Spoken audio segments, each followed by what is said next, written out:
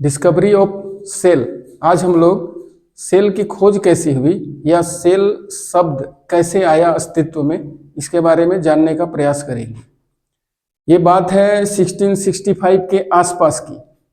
उस जमाने में लोग सूक्ष्मतम चीज़ों के बारे में उत्सुक थे कि चीज़ें बनती कैसे हैं, किन से बनी है। जैसे एक बिल्डिंग ईंट से बनी है, तो एक लिविंग ऑर्गेनिज्म किससे मिलकर बना है या क्या है, इसके बारे में बड़ी उत्सुकता थी। लोग चीज़ों को लेंसेस के माध्यम से देखना चाहते थे, माइक्रोस्कोप था नहीं।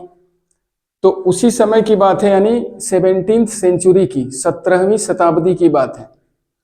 एक वैज्ञानिक थे जिनका नाम था रॉबर्ट हुक, और ये बात है इंग्लैंड की, और उनको वर्सटाइल जीनियस कहा जाता है, मतलब बहुमुखी प्रतिभा के धनी। ऐसा व्यक्ति जो कई अलग अलग विषयों में अपनी पकड़ रखता हो, ज्ञान रखता हो। तो रॉबर्ट हुक जो है physics, biology, chemistry, anatomy, cosmology, ये सब के अच्छे जानकार थे। इन सब चीज़ों पर काम कर रहे थे, और वो रॉयल सोसाइटी ऑफ इंग्लैंड के सदस्य भी थे। वहाँ पर वो क्यूरेटर का काम भी करते थे। तो उन्होंने क्या किया, सेल्फ डिजाइंड माइक्रोस्कोप तैयार किया। मतलब एक सिंपल माइक्रोस्कोप, कुछ लेंसेस को जोड़कर। उस समय तक कुछ उन्नत किस्म के लेंसेस बन चुके थे, और उसी की सहायता से उन्होंने एक माइक्रोस्कोप बनाया, और उस माइक्रोस्कोप से उन्होंने चीज़ों को देखना शुरू किया।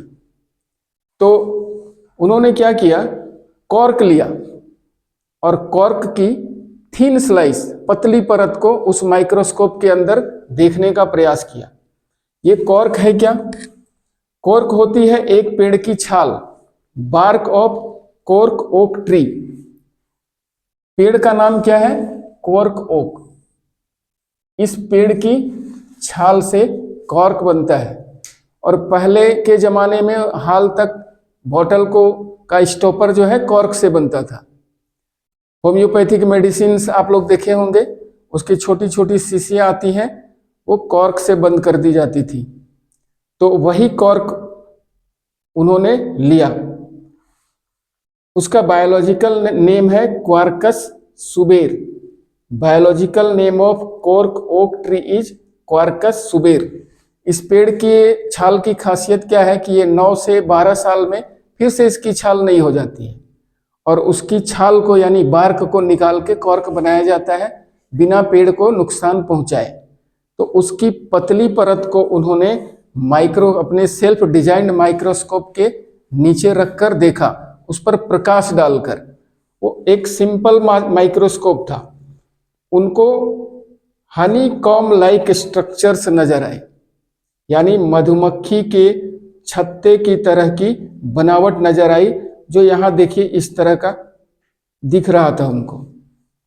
और उन्होंने देखा कि ये छोटी छोटी खाली जगह है, लिटिल स्पेसेस है। उसका नाम उन्होंने रखा सेलुला। लैटिन भाषा में सेलुला नाम रखा, जिसे हम आज सेल कहते हैं। सेलुला नाम क्यों रखा? क्योंकि इसका लैटिन भाषा में अर्थ होता है लिटिल रूम या एम्प्टी स्पेसेस, हॉलो स्पेसेस, मतलब खाली जगह, छोटे छोटे रूम। उस जमाने में जो मॉन्क होते थे या साधु सन्यासी अक्सर छोटी छोटी कोठरियों में रहते थे। उससे उनके दिमाग में आया कि ये तो सेल है, सेल की तरह की बनावट है इसकी, और उसका नाम उन्होंने लैटिन भाषा में सेलुला रख दिया, जिसे आज हम लोग सेल के नाम से जानते हैं। और वो कैसा दिखता था?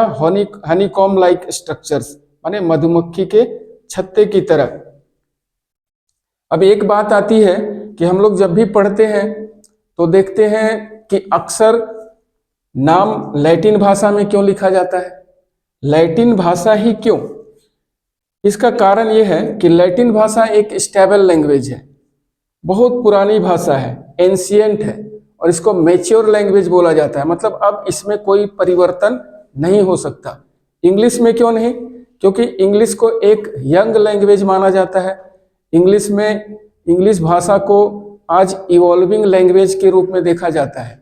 उसमें हर साल कुछ नए शब्द जुड़ते हैं, कुछ कुछ वर्षों के बाद शब्दों के अर्थ बदल जाते हैं। अभी वो इवोल्व हो रहा है और साइंस में ऐसी भाषा की आवश्यकता होती है जिसमें बदलाव ना हो, जिसे पूरे दुनिया के वैज्ञानिक उस भाषा को आज या आज के 10 साल, 20 साल, 50 साल बाद भी उसका एक्चुअल मीनिंग सेम हो, वो समझ सके।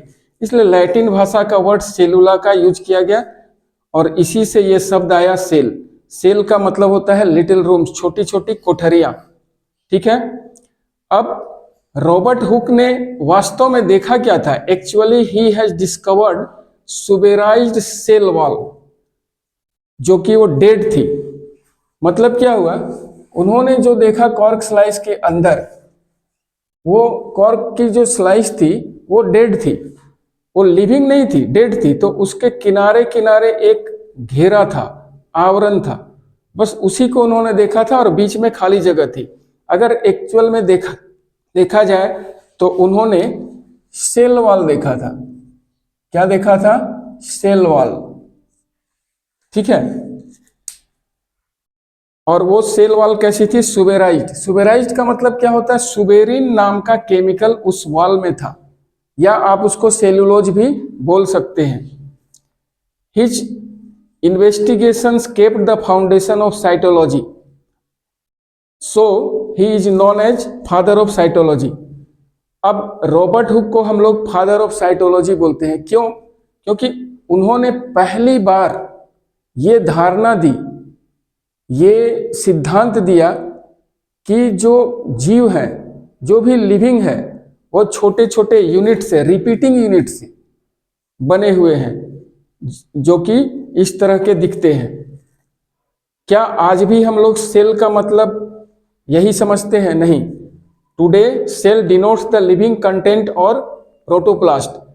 जब रॉबर्ट हुक ने सेल के बारे में बताया तो उस समय सेल वॉल के बारे में बताया और एक डेड सेल के बारे में बताया।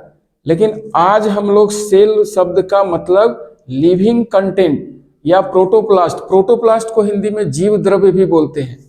जीवित जो कंटेंट है उसको सेल के बारे में, सेल की तरह ट्रीट करते हैं। इसके बाद लिविंग सेल की खोज कैसे हुई, क्या हुई, ये हम नेक्स्ट एपिसोड में जानेंगे।